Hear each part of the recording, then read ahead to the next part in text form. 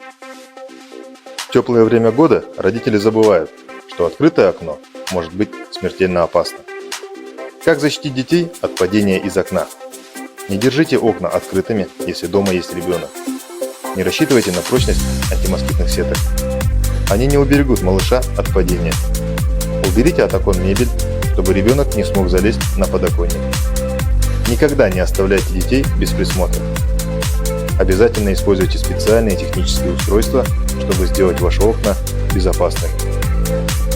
Если у вас нет возможности установить страховочные фиксаторы, вы легко можете снять рукоятку и при необходимости поставить ее обратно. Помните, открытое окно – это опасность для вашего ребенка, ведь у ваших ангелов нету крыльев. Берегите детей, нам важна каждая жизнь.